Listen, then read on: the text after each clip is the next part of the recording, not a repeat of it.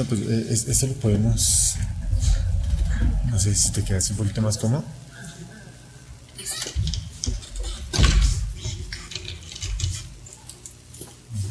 ¿Ya estás lista? Sí.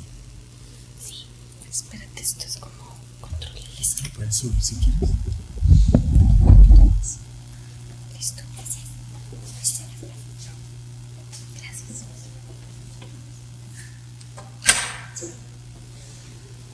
Muy buenos días a todos. Muchísimas gracias por asistir al seminario del Grupo de Física Médica y más porque está haciendo frío y está lloviendo, entonces su presencia es aún más loable para nosotros, entonces se los agradecemos muchísimo. Les quiero presentar a Andrea Abril. Ella es licenciada de Física de la Universidad Pedagógica Nacional, magíster en Física de la Universidad Nacional y candidata a doctorado en Física también de la Universidad Nacional, y nos va a presentar su trabajo sistemas de detectores híbridos para MRI en gamma. Entonces, pues las dejo con Andrea, que nos va a presentar su trabajo. Muchas gracias.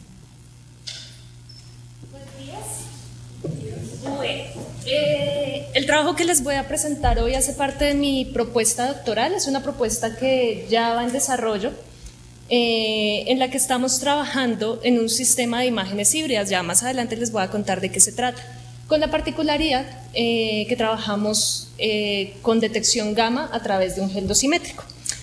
Les voy a contar un poquito de qué les voy a hablar en la mañana de hoy. Entonces, lo primero es ubicarnos un poquito en para qué usamos las imágenes médicas, qué es un sistema híbrido y qué es lo que estamos proponiendo nosotros de novedoso.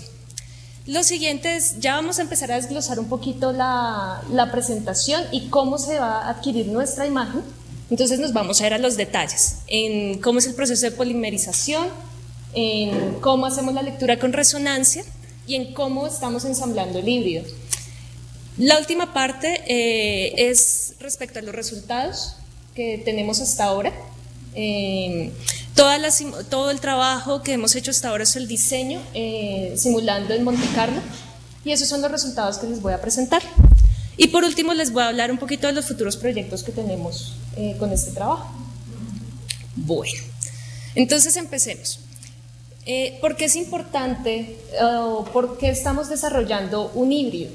En general, las imágenes médicas son una herramienta de diagnóstico y pues se han ido desarrollando desde hace muchísimo tiempo, y pues nosotros conocemos muy bien ¿qué pasó?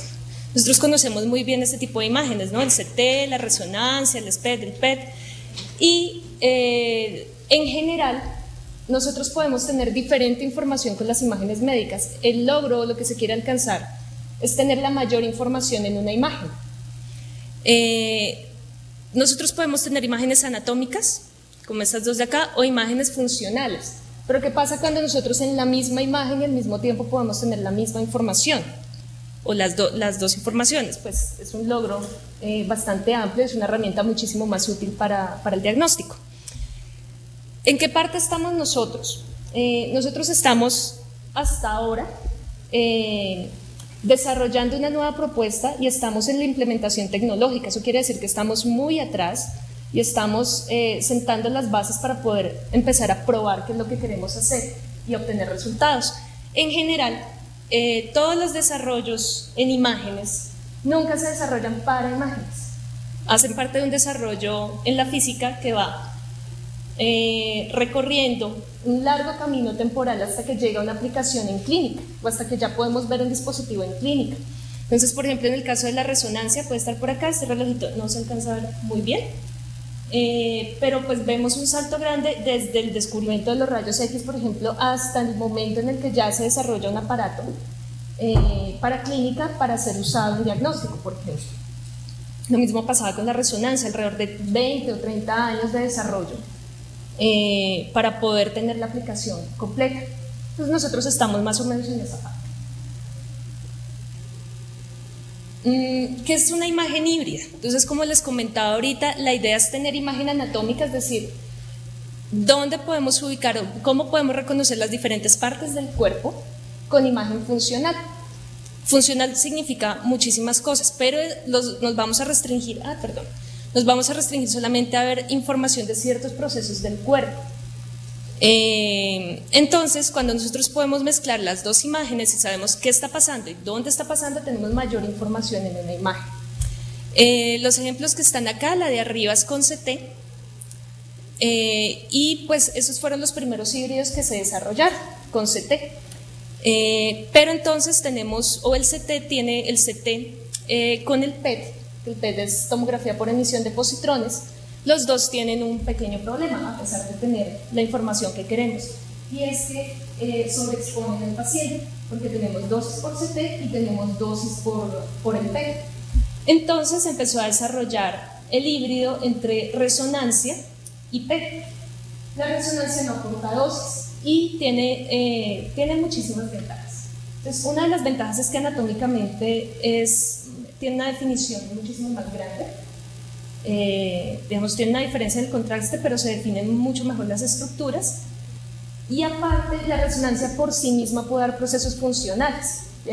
Yo creo que todos hemos visto en alguna película que está el personaje en un aparato de resonancia y empiezan a mirar la actividad cerebral y esas cosas. Eso, por ejemplo, es información funcional. Por sí misma la resonancia lo puede hacer. Y cuando lo mezclamos con el PET, por ejemplo, podemos ver procesos de consumo de ciertos azúcares que, por ejemplo, tienden a fijarse más en células tumorales. Entonces ya estamos mezclando dos procesos, el anatómico y el funcional. Entonces este es el híbrido más reciente. Esto es, digamos, lo que está en punta en desarrollo de híbridos. Ya comercialmente existen dos. Existe uno de Philips, que es es un híbrido realmente, porque se está tomando al mismo tiempo la imagen de resonancia y la imagen del PET. Y hay otro que lo que hace es que el paciente pasa por la camilla, primero se le toma la resonancia y luego el PET. Entonces tiene como un pequeño gap de tiempo, pero la imagen es igual rápida que se están adquiriendo. Entonces, como les acabo de contar, hay dos formas de tener imágenes híbridas. Entonces, una es tomarla al mismo tiempo, las dos. Y otra es sobreponer imágenes, que fue lo primero que se empezó a hacer.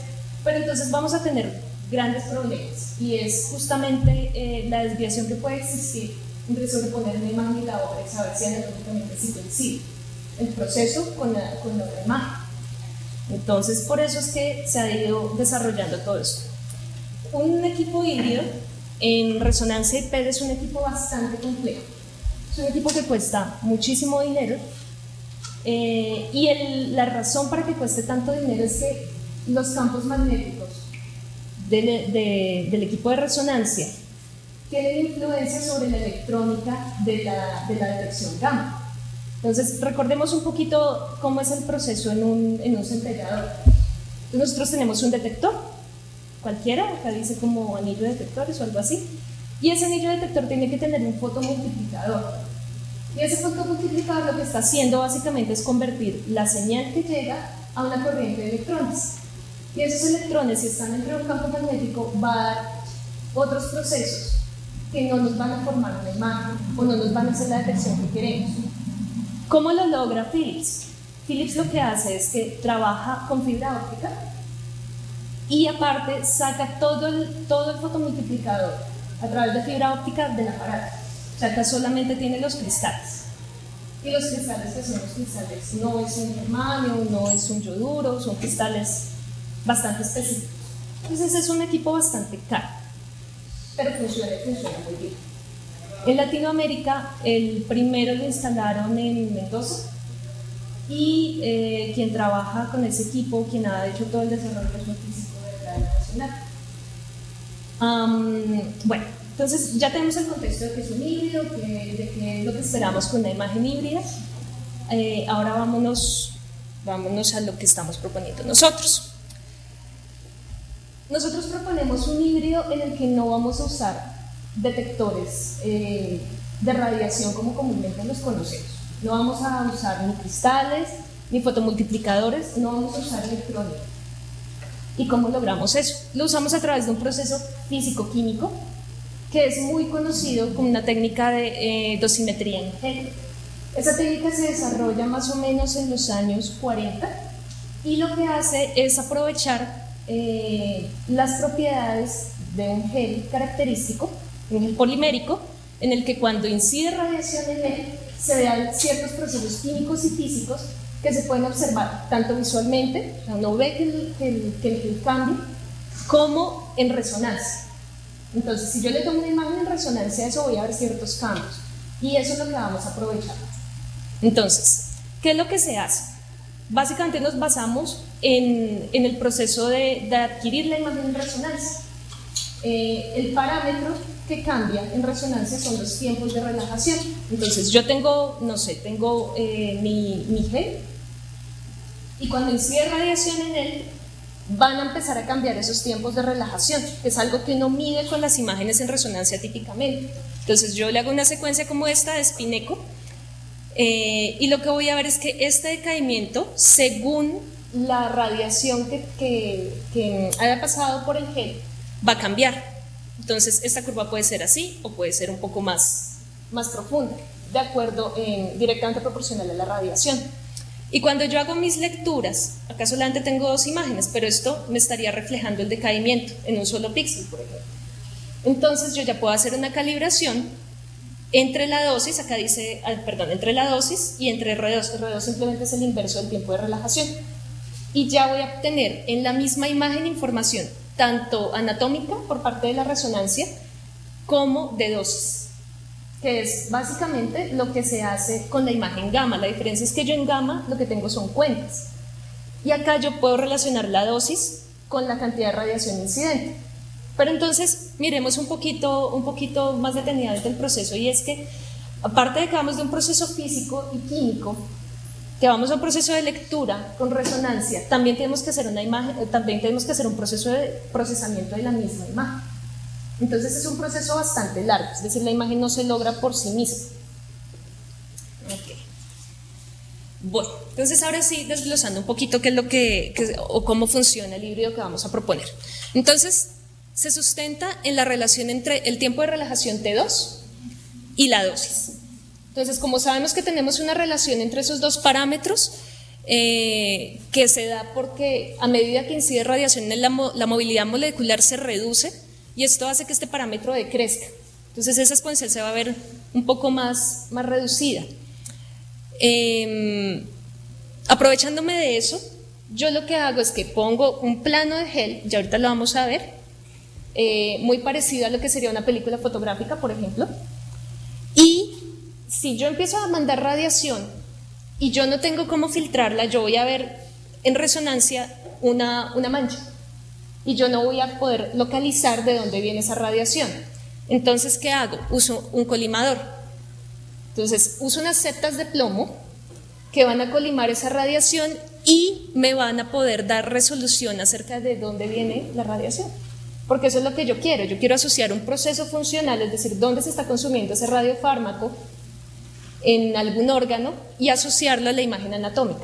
Entonces, para eso necesito definir bien de dónde viene. Lo logramos con el colimador. Entonces es un sistema muy sencillo, hasta aquí no hay electrónica, por los gamas, no hay absolutamente nada. Ahora, ¿cómo se logra la imagen? Pues se hace una toma de resonancia tanto del gel como del paciente, por ejemplo, o como del phantom. Nosotros hasta ahorita solamente jugamos con phantoms. Y lo que queremos es que esta resolución del colimador, es decir, que tan chiquitas sean esas setas, sea muy parecida a la resolución en resonancia. Si nosotros usamos un equipo de resonancia clínico, vamos a tener resolución de milímetro, por ejemplo. Eso en gamma es muy difícil lograr porque esto es un colimador en plomo. Entonces lograr esas setas tan pequeñitas es difícil, pero tratamos de acercarnos lo que más se puede.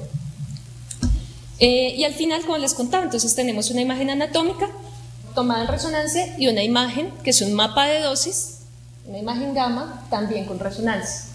Entonces miren hasta acá lo que se propone. Nosotros hablamos de híbridos que toman dos técnicas, ya sea detección de rayos X o ya sea detección en resonancia, más la detección en tomografía con positrones. Entonces son dos técnicas, aquí solamente usamos una, y hasta ahí es la propuesta. Listo, entonces este es el esquemita de lo que nosotros queremos hacer. Entonces acá tenemos una capa de gel, como les contaste, sería mirándolo de perfil. Entonces tenemos nuestro gel dosimétrico, que es radiosensible, obviamente, y digamos, su composición puede ser modificada de acuerdo a las necesidades en dosis. Entonces lo podemos hacer más o menos sensible. Y tenemos nuestro colimador. La distancia, obviamente, el grosor pues va a hacer que nos ayude filtrando mejor la radiación, pero también tenemos que dejar espacios porque si no el plomo va a impedir el paso de la radiación y no me llega nada al gel, por lo tanto yo no podría hacer lectura acá. Todo esto está, bueno, y tenemos nuestro Phantom, y a lo que en desarrollo podría llegar sería nuestro paciente. Al Phantom o al paciente se le inyecta un radiofármaco que va a tender a fijarse en alguna región. Entonces nosotros queremos ver en qué región está.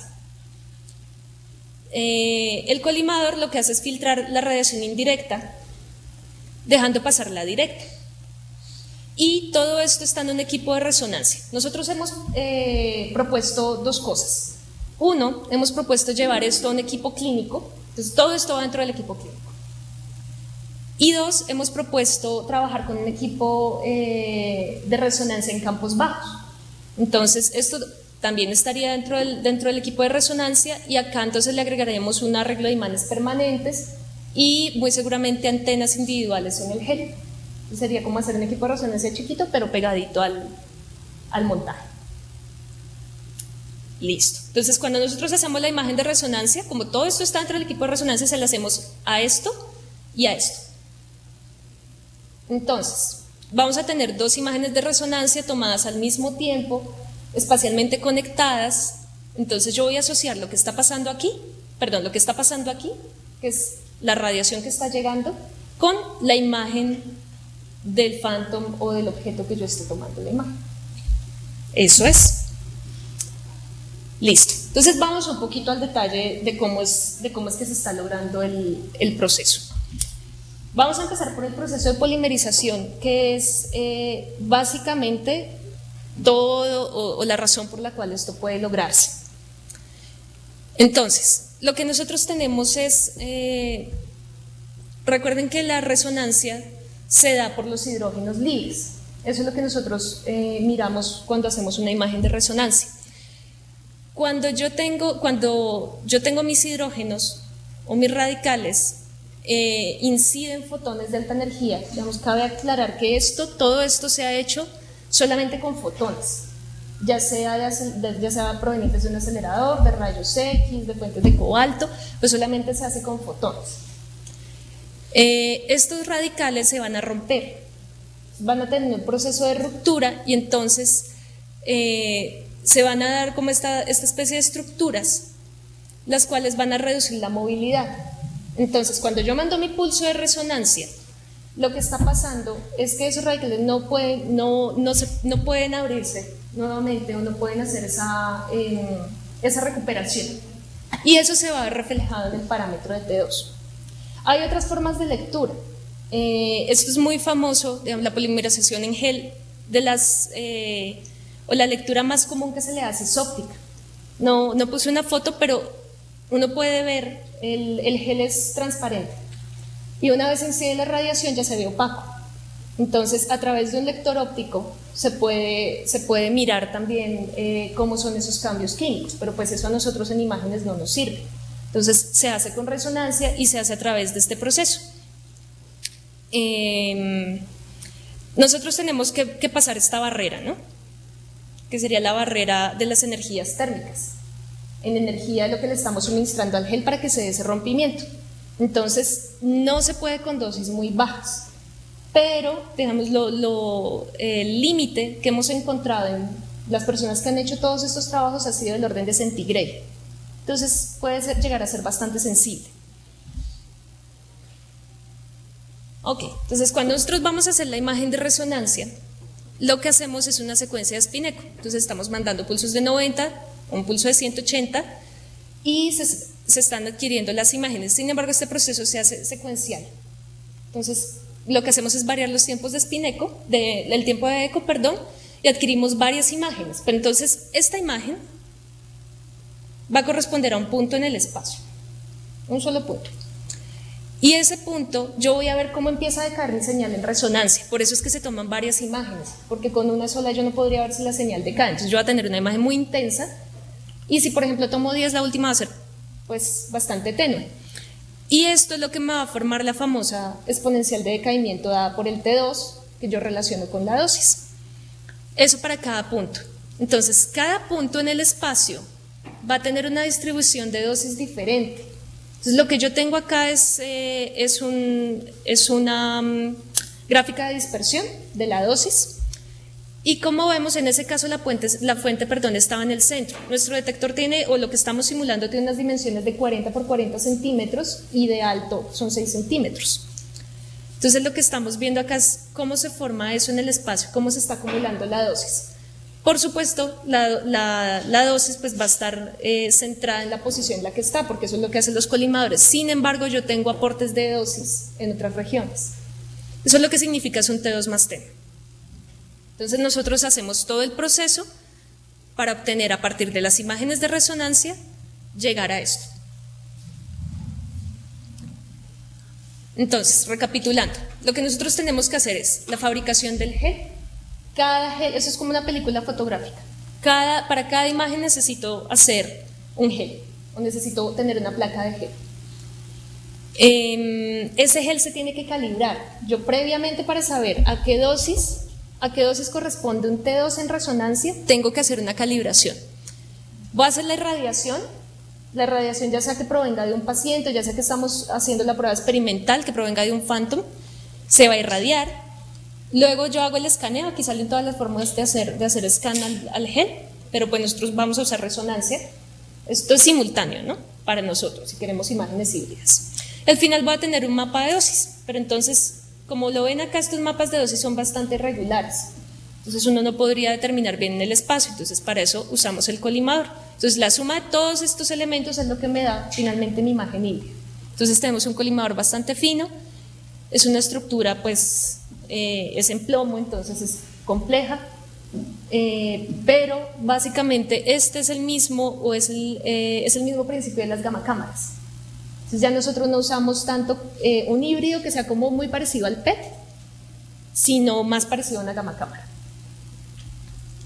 Listo, entonces les voy a contar qué hemos obtenido hasta el momento. Nosotros empezamos diseñando el híbrido. Entonces lo primero es que sabemos que funciona, sabemos que podemos hacer eso con el gel, que responde a resonancia, que responde a la radiación. Entonces ahora, ¿cómo hacemos una imagen? Empezamos a jugar con la atenuación. Entonces el principio básico de atenuación, ¿no? Entonces que depende de este mu, que depende a su vez de la densidad del material. Entonces sabemos que la interacción de los fotones es mucho más probable en el plomo que en el gel. Y nosotros trabajamos con qué energías, con las energías de los radiofármacos. Entonces nos estamos pegando ¿a qué? A la energía del tecnecio, es como estamos trabajando hasta ahorita.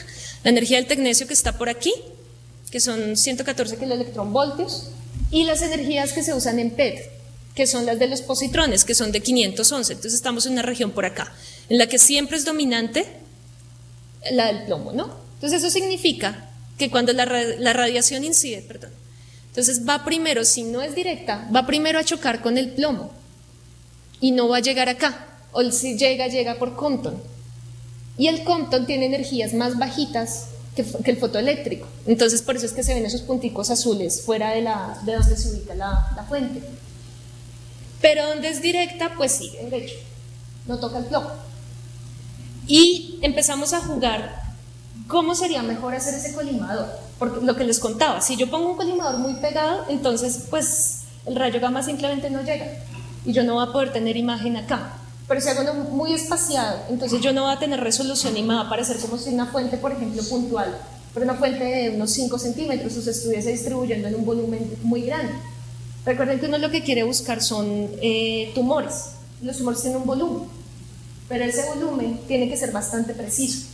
Entonces, por eso es que empezamos a trabajar con los colimadores. Entonces, trabajamos con 3 parámetros: con el largo del colimador, con el ancho y con la profundidad. Entonces, cuando la profundidad básicamente se mantiene constante, ¿no? Porque tiene que cubrir pues toda la región del detector.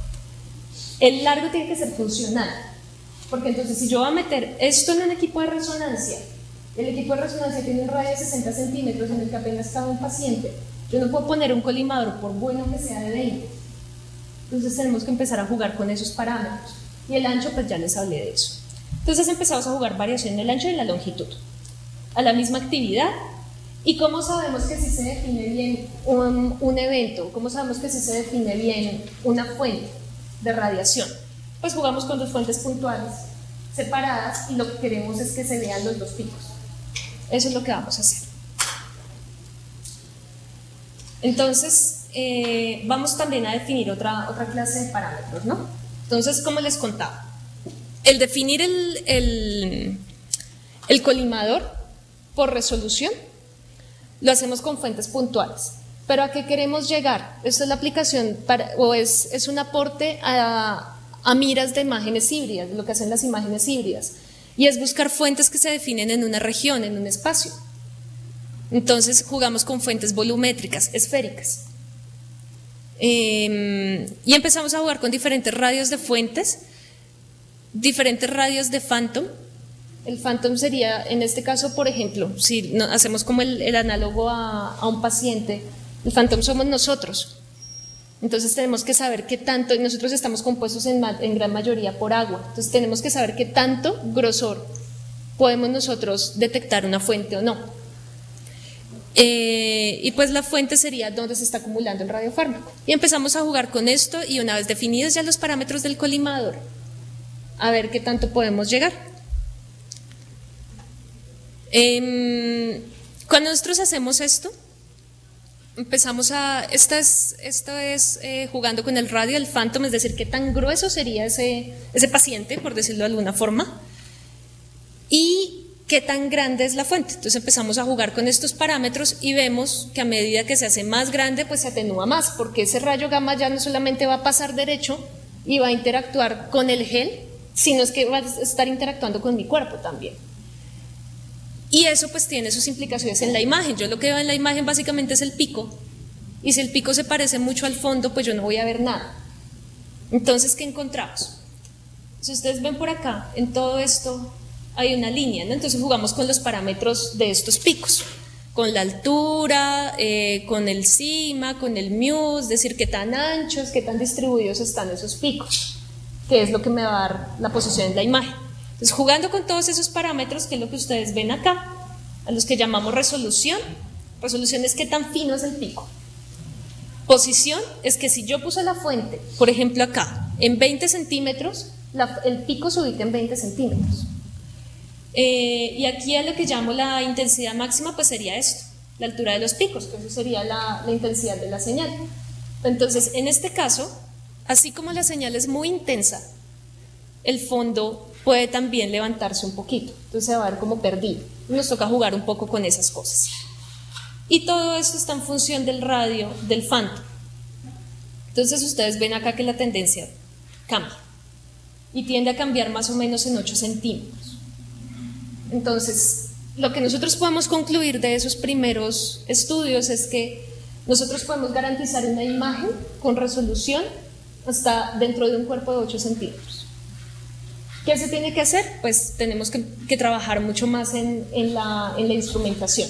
Pero ahorita nosotros trabajamos con lo que mecánicamente podemos llegar a ser posible. Entonces, digamos, en manos de nuestro desarrollo está esto. Bueno, estos son los resultados, lo que les mostré antes fueron de los extremos y estos son pues de cada uno de los picos, pero pues se ve la misma tendencia. Lo siguiente, lo que les conté, entonces yo pongo dentro de un phantom rectangular, para mí mi phantom es agua, 2 fuentes y puntos que son puntuales y las empiezo a acercar. Y lo que quiero ver es si se ven los picos o no se ven las señales. Este es un arreglito, esto es una foto del arreglo, de lo que se hace. Entonces, para ubicarnos nuevamente, todo esto está dentro del equipo de resonancia, ¿no? Por ejemplo, esto sería un corte, pero todo esto está dentro del equipo de resonancia. Esta sería mi matriz de gel. Esto está soportado por teflón. Entonces, también tenemos que tener en cuenta que los materiales que usemos no obstruyan el proceso de resonancia. Yo no puedo poner un material ferromagnético dentro del equipo de resonancia, por ejemplo. Entonces, tenemos teflón, tenemos el plomo y tenemos un arreglo especular. ¿Por qué? Porque yo no solamente quiero ver en el plano cómo es, sino también vamos, miras, a trabajar en qué tan profunda está esa fuente, en dónde se está ubicando. Entonces, ¿cómo lo hacemos? Comparando la imagen de arriba con la imagen de abajo. Eso ya lo vamos a ver más adelante. Listo. Entonces, probemos que el colimador funciona. Yo pongo unas barreras de plomo en el eje Z, pero no en el eje X. Entonces, ¿yo qué veo? Pues una distribución de dosis lineal, pero yo no puedo decir en esta región dónde está la fuente, si aquí, aquí o aquí. ¿De acuerdo? Entonces, pues empiezo a jugar, a poner ahora sí el colimador completo. Hay muchas formas de hacer colimadores. Entonces, nosotros hemos usado cuadraditos porque nos funciona mecánicamente también. O sea, porque nos es fácil hacerlos a nosotros. Pero típicamente se usan tipo colmena y eso hace que esto se defina mucho mejor. ¿Qué pasa cuando nosotros ponemos ahora sí el colimador, los cuadraditos? Pues lo que era antes una línea se nos vuelve ya un punto. Entonces yo ya puedo identificar, eso es lo que les hablaba ahorita, el pico, donde está la región con máxima dosis. Y el resto, pues, obviamente es lo que llega de radiación indirecta.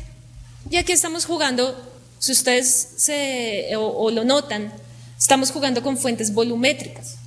Entonces estamos jugando con una fuente de 1 centímetro. Y acá, si ustedes miran así, o si alcanzan a ver en detalle, la parte más intensa alcanza a cubrir 1 centímetro. Entonces se puede definir bastante bien la región que ocupa esa fuente dentro del cuerpo. ¿Qué más podemos hacer? ¿Qué es lo que uno mira en imágenes? Entonces uno mira que lo que está viendo se ubique donde realmente es, ¿cierto? Eso fue lo que vimos antes. También tenemos que mirar qué tanto se define esa imagen. Es como cuando uno toma una foto. Entonces, si la foto está borrosa, entonces la foto está muy mal. Si yo le estoy tomando la foto a la puerta y se ve así como redondeada, no está muy bien. Entonces empezamos a jugar con formas también. Entonces jugamos con esferitas, que bueno, pues ese ya lo teníamos por aquí. También jugamos con cuadrados. Y con los cuadrados que queremos ver que se definan los ángulos del cuadrado. Esto es atípico, ¿no? En medicina, supongo.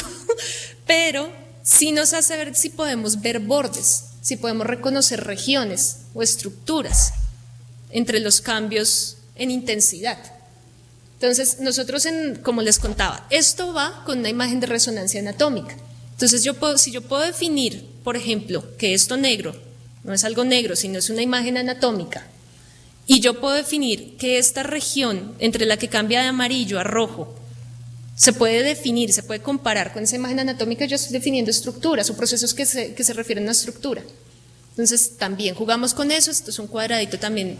Este no es el tamaño de ese cuadradito es de 2.5 centímetros, si no estoy mal. Otra cosa que queremos ver es la concentración. ¿Por qué es importante la concentración? Porque muy seguramente, pues es muy probable que yo no tenga un solo elemento de captación de radiofármaco, sino puedo tener varios, o puedo tener una distribución. En general uno no ve la imagen limpia. Si uno mira una imagen de resonancia PET, por ejemplo, uno no ve que el radiofármaco se fija solamente en el puntico, sino hay puntos en el cuerpo que así no tengan, digamos, una actividad funcional, se van a fijar, o no tengan la actividad funcional que estamos buscando, se van a empezar a fijar. Pero el que tanto capte o no, depende del proceso. Entonces yo tengo que ver si yo puedo distinguir concentraciones. Si yo puedo en una imagen notar esa clase de cosas, o si yo simplemente voy a ver radiación por todos lados sin poder discernir qué tan alta o baja es. Entonces jugamos con dos cosas. Entonces jugamos teniendo el mismo volumen, volúmenes diferentes pero en la misma actividad. Entonces, ¿qué significa? Que si yo en un volumen más grande tengo la misma actividad que uno más pequeño, pues se debería atenuar, y en principio eso es lo que pasa.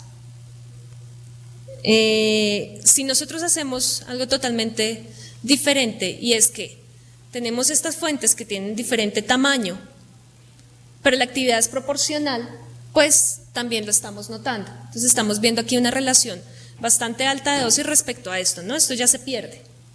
Entonces sí podemos distinguir concentraciones. Esto es importante tener en cuenta que se da también postproceso de la imagen.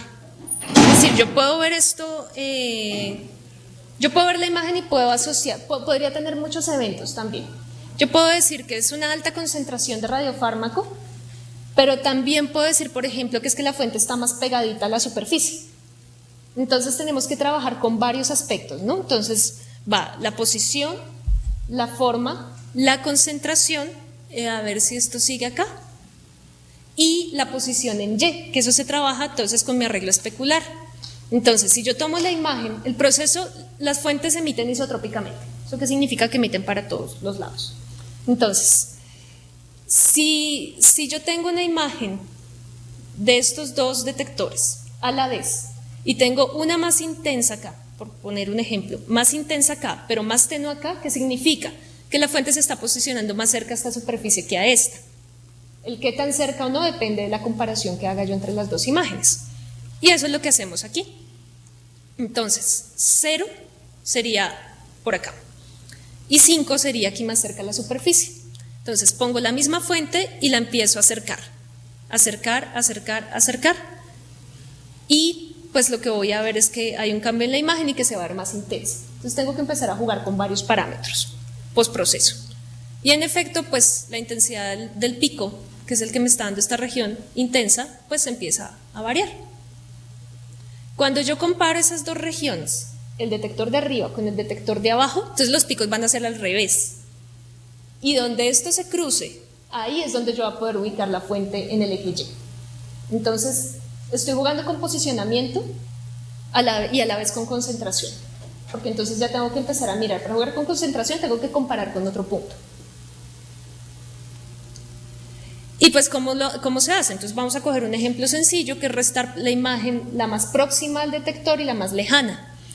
Y lo que yo voy a ver pues simplemente es donde se ubique, es la posición y es la intensidad máxima que se logra. Si yo hago lo mismo con el fondo, lo que voy a ver es que pues el fondo se pierde, porque es lo mismo. Tanto arriba como abajo va a ser lo mismo. Y así es como yo puedo empezar a trabajar con esas imágenes. Todo esto es postproceso de la imagen. ¿Qué más hemos hecho? El detector tiene cierto grosor. Entonces, si nos devolvemos por aquí, este detector tiene cierto grosor, ¿no? Entonces, las imágenes de resonancia, yo puedo hacer varias cosas. Puedo tomar imágenes capa a capa y sumarlas y tener una imagen intensa, o puedo empezar a mirar capa por capa, tomar una imagen de resonancia capa por capa y ver cómo se está atenuando esa señal y ver en qué parte o en qué región del detector se está quedando mi radiación. Eso obviamente también depende de la energía del radiofármaco. Entonces yo también tendría que diseñar un detector que sea versátil tanto para bajas energías como para altas. Si yo tengo una baja energía, pues va a ser más probable que se dé el proceso y que llegue. Si yo tengo una alta, muy alta, pues puede seguir derecho y no pasa nada. Eso es lo que vamos a ver aquí. ¿Qué quería yo hacer con esto? Entonces, estos son capas del detector, son imágenes del detector. Y acá yo tengo dos fuentes, pero esta vez son dos fuentes puntuales, pero esta vez son fuentes de diferente energía. Para ciertos tratamientos, al parecer se usan diferentes radiofármacos. Entonces yo tendría que poder identificar, y cada radiofármaco habla de un proceso que se esté fijando más fácilmente a un órgano o a otro, o a una lesión o a otra. Entonces yo tendría que distinguir en mi imagen a qué corresponde cada uno de estos puntos. En la imagen aparentemente se ven igual, ¿verdad? Yo lo único que veo es una pérdida del brillo de eso. Pero esa pérdida del brillo tiene que ver por allá atrás en las primeras diapositivas con el cambio de la intensidad de una fuente. Y el cambio de la intensidad de una fuente radiactiva depende de varias cosas. Entonces depende de su actividad inicial, depende de la distancia. Entonces acá lo que tenemos son capitas de detector. Depende del material, el material es el mismo, el gel, pero también depende de la energía, y eso es lo que le llamamos la sección eficaz. Entonces, esa sección eficaz, el cómo interactúa ese rayo gamma de cierta energía con mi gel, con mi detector, va a ser diferente para una energía de 140 que para una energía de 511. Eso no se ve en la imagen, por supuesto, pero se ve cuando yo hago un proceso secundario. Entonces, ¿yo qué hago en mi proceso secundario? Cojo estos picos y los ajusto, así como va perdiendo intensidad. Esto tiene un ajuste exponencial, que es la famosa relación de intensidad que vimos antes, otra vez. Entonces, los ajusto a una exponencial y de acuerdo a cómo me dé esa exponencial va a tener una cierta pendiente, ¿verdad?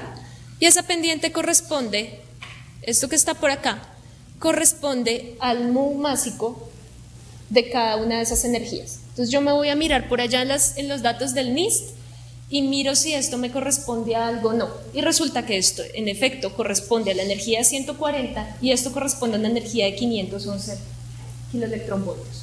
Entonces son muchas cosas es mucha información la que uno puede obtener a partir de tomar la imagen y del proceso. Entonces definimos posición, formas, concentración, posición en el eje Y también podemos definir de qué tipo de fármaco proviene. Eso es lo que hemos hecho hasta ahorita. Ese es mi trabajo. Y ahorita pasamos a la parte de implementar ya esto en resonancia. Entonces ya estamos armando el prototipo y vamos a empezar a tomar las imágenes y a comparar con todo esto que se ha hecho con Monte Carlo. Eso es lo que hemos hecho hasta ahorita. También les quería contar, o me pidieron que les contara un poquito de cuáles son nuestros futuros proyectos con este trabajo. Este proyecto fue presentado en una convocatoria en el MIT.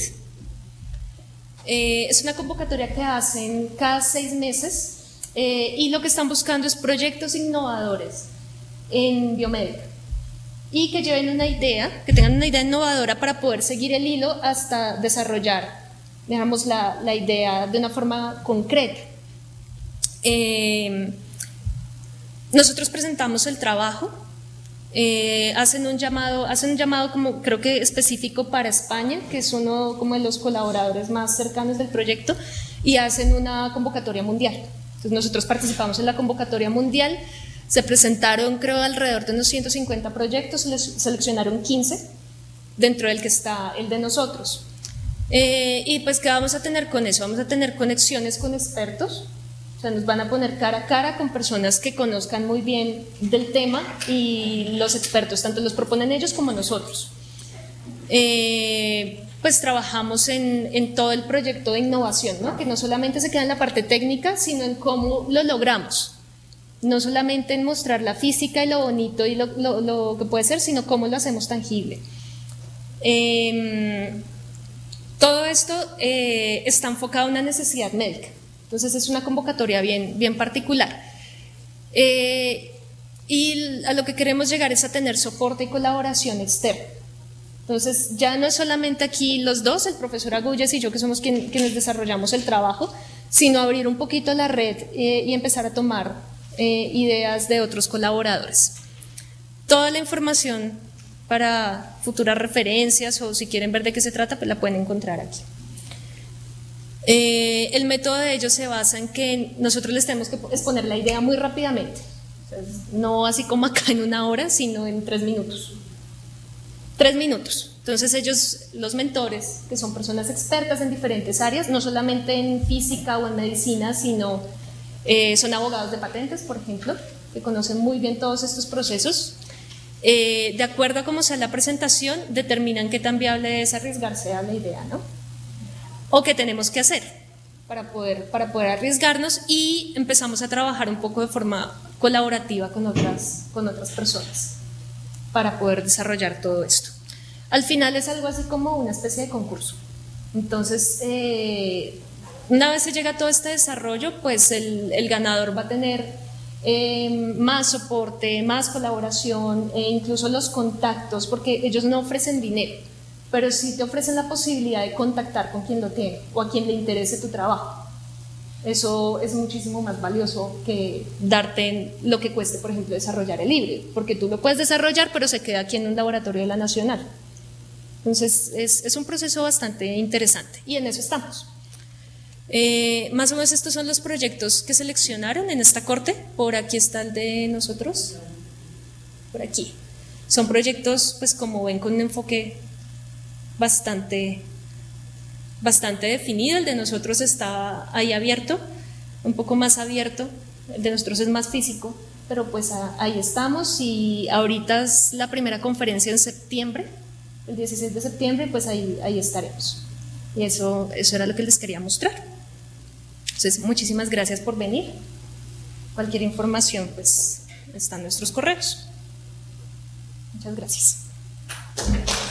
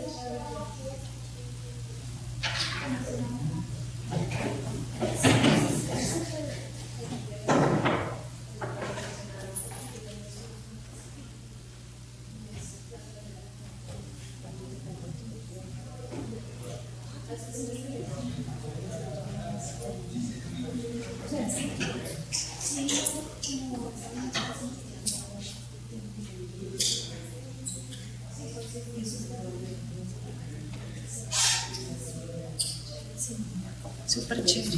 Gracias. Muchas. Mucho gusto, yo soy Vanessa Cantona de Milenios. Yo creo que también estoy. No te preocupes. Nosotros de todo.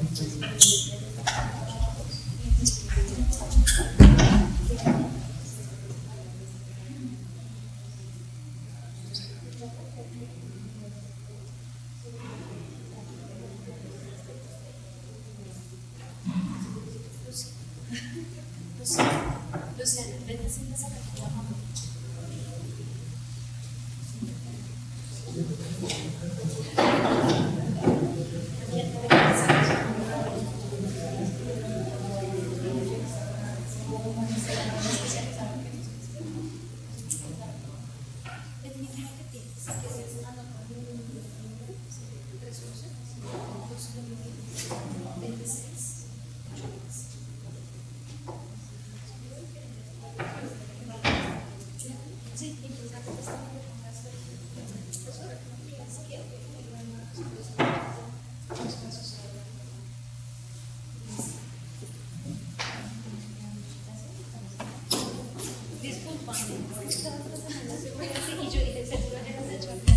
Se me olvidó decir, pero amor, ven para acá, presta esto.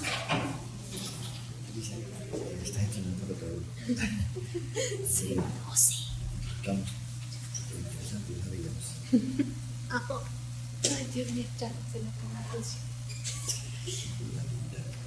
Y es que hoy no tenía clase. Entonces, de buena. No, tranquilo.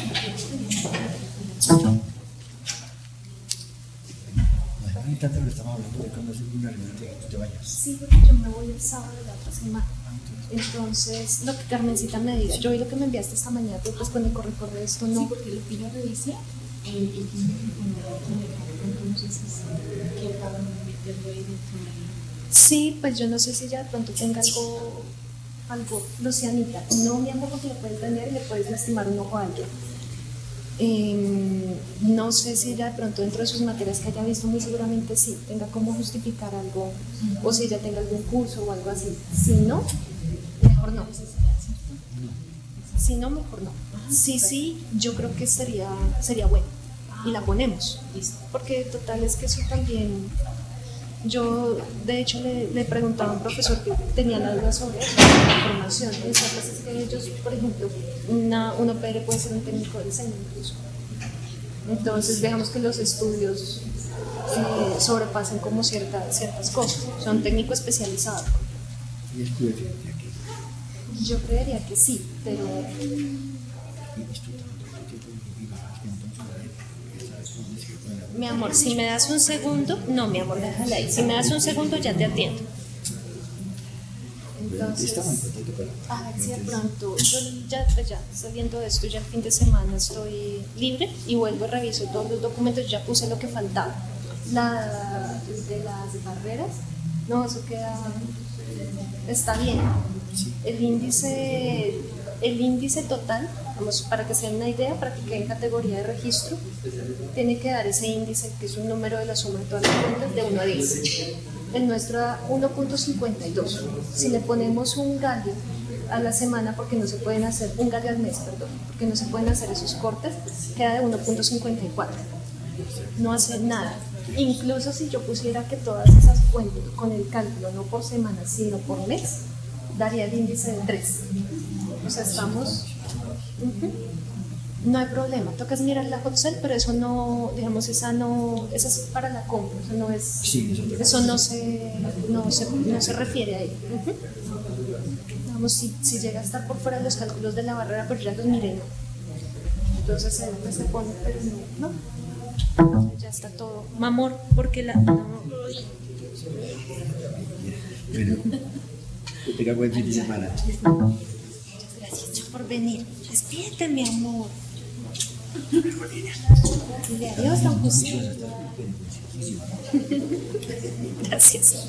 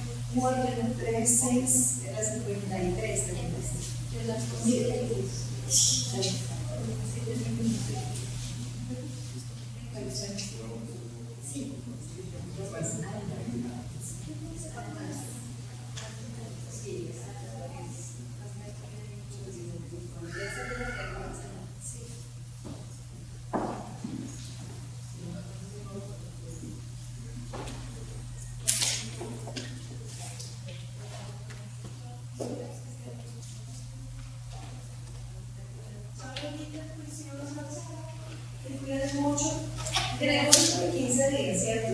Pero 15 días creo que no voy a venir porque tengo un curso.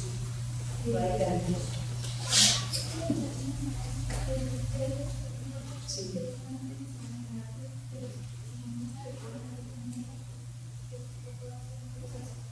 Sí, envío un correo al curso para que sigan diciendo por qué quieren, cuál es la motivación del grupo y qué sería como eventualmente el apoyo. Eso es, tenemos el plan de apoyo María Cristina en el grupo, lo organizamos y decimos nos cae bien, con gusto.